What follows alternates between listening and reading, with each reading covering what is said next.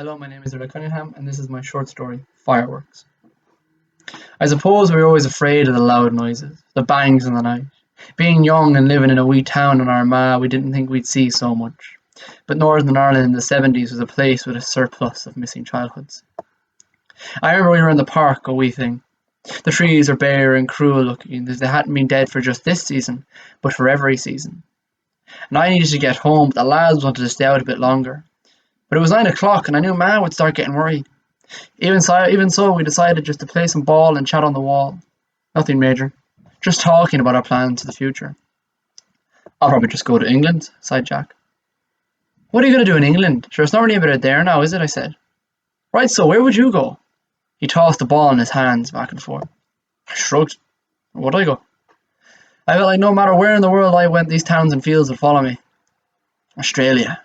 The boys around me nodded, even Jack seemed to agree. The sky lit up. The flash took over the whole night somewhere near Central Bar, and we heard the bangs soon after. It was faint, but we were all accustomed to the booms in the sky. We looked at one another, hoping it wasn't what we thought it was. And it possessed us.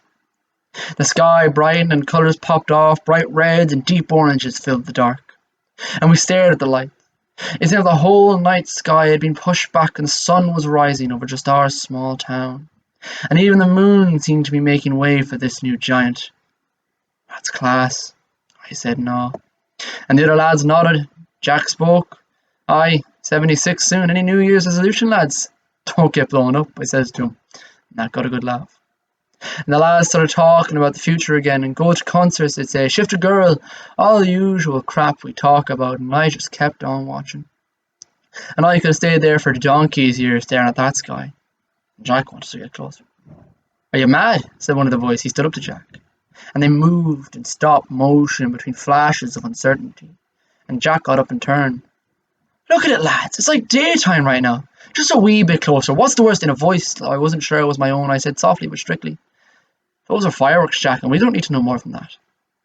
The whole sky seemed to burn. People were celebrating. We could hear the screams for a new, brighter year. And God knows we could do with a brighter year. And by the time the lights in the sky had gone down and it was dark again, it was 10 o'clock. And I knew that my ma would box the ears off me when I got home.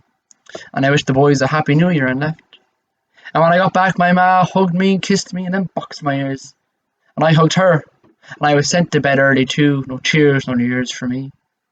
And then when I woke up the next day and heard of the 3 dead men and 30 others injured, I nodded silently, accepting the truth I had always known, that there were no fireworks in Portadown.